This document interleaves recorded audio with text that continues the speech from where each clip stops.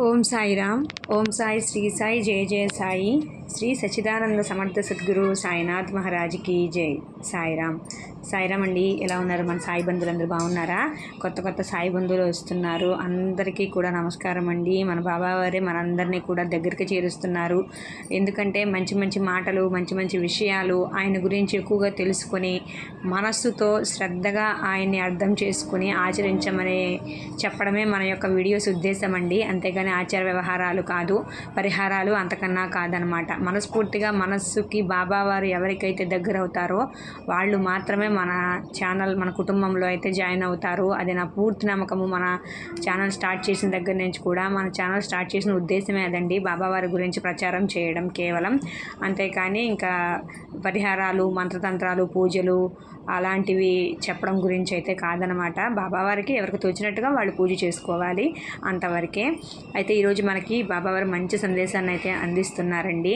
అదేంటంటే స్వప్రయత్నం అనేది ఉండాలి, భగవంతుని యొక్క శరణాగతి వేడాలి. భగవంతుడి యొక్క శరణాగతి అంటే ఆయన ఆశీర్వాదం, ఆయన యొక్క అనుగ్రహం మనము ఎలా ఉంటే పొందుతాము, ఎప్పుడు పొందుతాము అనే విషయం గురించి మనం ఈరోజు అయితే చక్కగా మాట్లాడుకుందాము. మంచి మంచి విషయాలు తెలుస్తాయి. మన జ్ఞానం అనేది వికసిస్తుంది, మన బుద్ధి అనేది వికసిస్తుంది అన్నమాట. అయితే మనకి భగవంతుడి శరణాగతి ఎలా కలుగుతుంది అనే దానికి ముందు చిన్న 2-3 ఉదాహరణలు చెప్పుకోవడం మనకు అలవాటు కదా. అలా చెప్పుకొని ఆ మాటలు చెప్పుకుందాం మనము. ఒక తండ్రి తన 2 పిల్లలతో పొలం గట్టు మీద నడుచుకుంటూ వెళ్తున్నాడు అనమాట. అయితే ఒక పిల్లవాడినేమో భుజాల మీద ఎక్కించుకుని కూర్చోబెట్టుకున్నాడు, రెండో పిల్లవాడినేమో చెయ్యి పట్టుకుని నడిపిస్తున్నాడు అనమాట. అదే సమయంలో ఆకాశంలో గాలిపటం అనేది ఎగురుతూ ఉందన్నమాట. అప్పుడు చెయ్యి పట్టుకున్న పిల్లవాడు తండ్రి చేతిని వదిలేసి ఆనందంతో చప్పట్లు కొడుతూ నాన్న అదిగో గాలిపటం చూడు అని చెప్పని అరుస్తున్నాడు అనమాట. ఆ సమయంలో అతని కాలికి ఒక రాయి తగిలి కింద పడిపోతాడు. తండ్రి ఎత్తుకున్న పిల్లవాడు కూడా చప్పట్లు కొడుతూ కేరింతలు కొడతాడు పైనుంచి, నాన్న అదిగో గాలిపటము అని చెప్పని. కానీ తండ్రి ఎత్తుకుని ఉన్నాడు కాబట్టి అతడు కింద పడిపోలేడు కదా, చెయ్యి వదిలేశాడు కాబట్టి ఈ కిందున్న పిల్లవాడు పడిపోయాడు. ఆధ్యాత్మిక విషయాలు కూడా అంతేనండి. మన బాబావారు కూడా అంతే.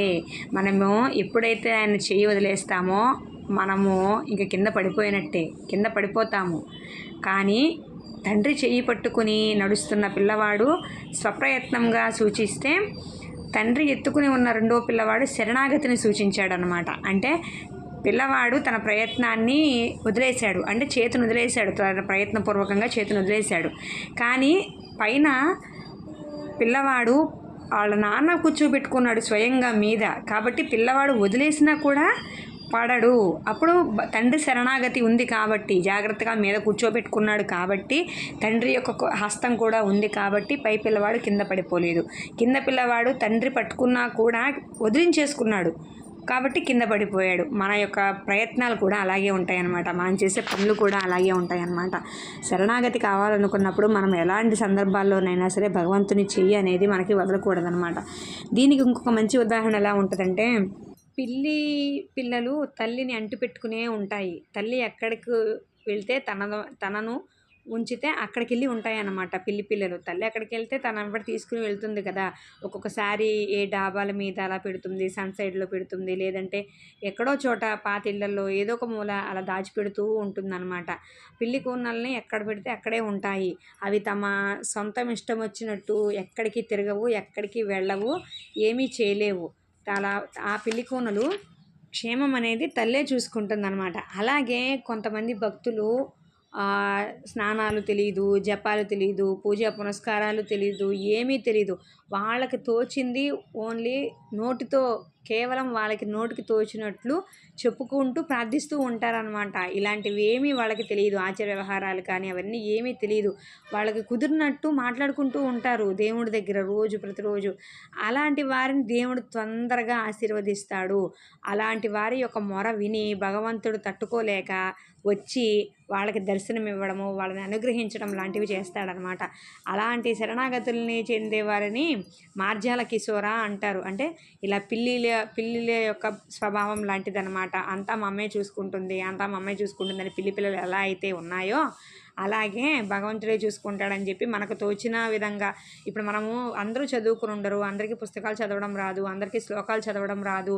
కాబట్టి వాళ్ళందరూ అయ్యో వాళ్ళందరూ చదివేస్తున్నారే, అవి చదవాలేమో, అవి చదివితేనే భగవంతుడు కనికరిస్తాడేమో, అలా పూజ చేయాలేమో, ఆ దీపారాజన పెట్టాలేమో, బంగారు ప్రమిద పెట్టాలేమో, వెండి ప్రమిదే పెట్టాలేమో, 3 ఒత్తులు వేయాలేమో, 6 ఒత్తులు వేయాలేమో, ఇలాంటివన్నీ ఈ మధ్య బాగా పెరిగిపోయినాయండి. అవేం అవసరం లేదు.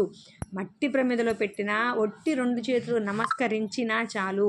మనకి వచ్చిన మన మాటలలో మన ఉద్దేశాన్ని భగవంతునికి, మన మనిషి, మన యొక్క దేవుడు, మన యొక్క సొంత వ్యక్తితో మాట్లాడే విధంగా మనం మాట్లాడినట్లయితే ఇవేమీ అవసరం లేదండి. భక్తుల యొక్క మనస్సుని మన భగవంతుడు చక్కగా అర్థం చేసుకుంటాడు. ఇవన్నీ ఒట్టి ఆచారాలు మాత్రమే, ఆర్భాటాలు మాత్రమే, ఇవేమీ అవసరం లేదనమాట. మన యొక్క మాటలు చాలు. పటిక బెల్లం ఇంత పెట్టి, పంచదార ఇంత పెట్టి, మనస్ఫూర్తిగా కూర్చొని కళ్ళల్లో కళ్ళు పెట్టి మనసు విప్పుకొని మన యొక్క కష్టాలు బాధలు భగవంతునికి చెప్పుకుంటే చాలండి. ఏమీ ఆర్భాటాలు పెట్టక్కర్లేదు, పువ్వులు పెట్టక్కర్లేదు, ఆ దీపాలు ఈ దీపాలు ఇన్ని ఒత్తులు అన్ని ఒత్తులు పెట్టక్కర్లేదు, ఇన్ని ఒత్తులు వేసాను నేను ఏమైనా తప్పు చేసేసానా పాపమా అని చెప్పని ఏమీ ఆలోచించే అవసరం లేదు. వీటి వల్ల సగం పూజలు అంటేనే చాలామంది భయపడిపోతున్నారు అనమాట.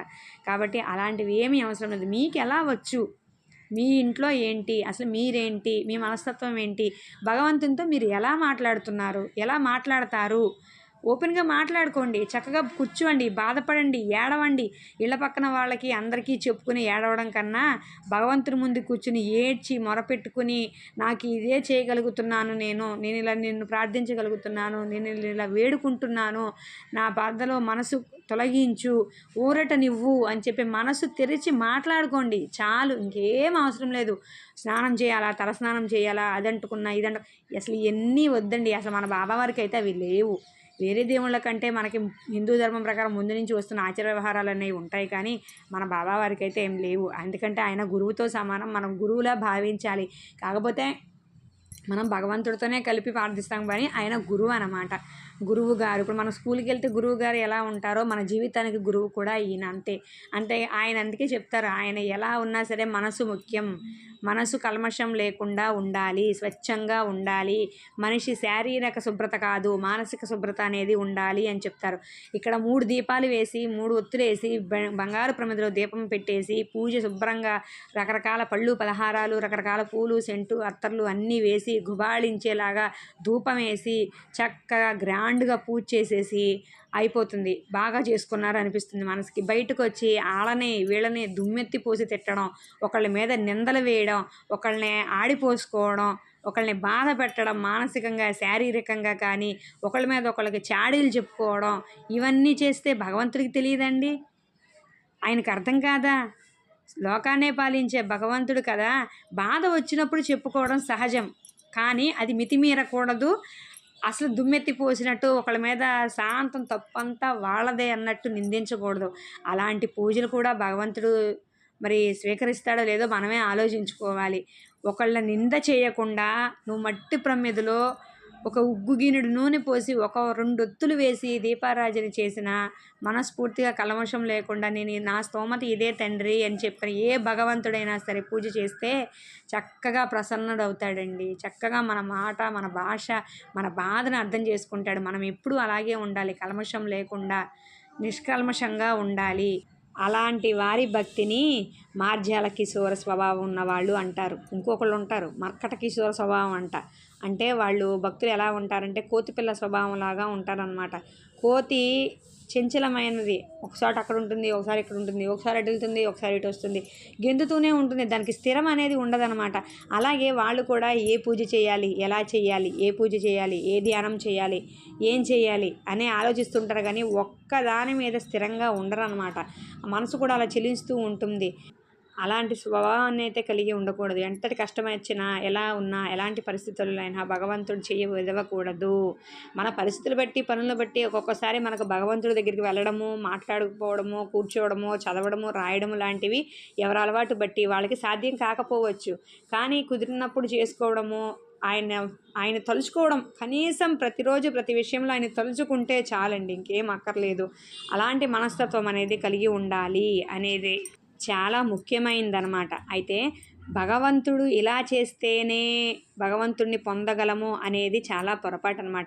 భగవంతుడు శరణాగతి సులభమైనదే, కానీ అది ఎన్నో రకాలుగా ఉంటుంది. అది మన ధ్యానం కావచ్చు, మాటలు కావచ్చు, మన యొక్క నామస్మరణ కావచ్చు, ప్రతిదీ ఆయనకి చెప్పి చేయడం కావచ్చు, ఏదైనా కావచ్చు, వీటిలే సాధన అంటారు. ఈ రకంగా చూసుకోవాలి. అంతేకాని ఈ పూజ చేస్తే కరుణిస్తాడా, ఇంకో పూజ చేస్తే కరుణిస్తాడా, ఇన్ని వారాలు చేస్తే కరుణిస్తాడా అనేది ఉండదు. కాకపోతే మనకి కొన్ని ముందు నుంచి వస్తున్నాయి కాబట్టి వాటిని తప్పు పట్టడం కాదు. అవి చేసుకున్నా, ఇన్ని వారాల పూజ అని చేసుకున్నా కూడా మనస్ఫూర్తిగా ఒకళ్ళని నిందించకుండా, కల్మషం అనేది మనసులో లేకుండా చేసుకోవాలన్నమాట. ఇది ఈ రోజుటి మన వీడియో అనమాట. భగవంతుడి యొక్క శరణాగతి ఎలా పొందాలి అనేది అర్థమైందనే మన సాయి బంధువులందరికీ అనుకుంటున్నాను. ఇంకొక వీడియోతో ఇంకొక రోజు మళ్ళీ కలుద్దాం. అంతవరకు బాబావారు అందరికీ తోడుగా ఉండాలని, మన జ్ఞానము బుద్ధి అనేది వికసించి నిజమైన భక్తి, నిజమైన పూజ ఎలా ఉంటాయి అనేది తెలియచేయాలని మనస్ఫూర్తిగా కోరుకుంటూ ఓం సాయిరామ్.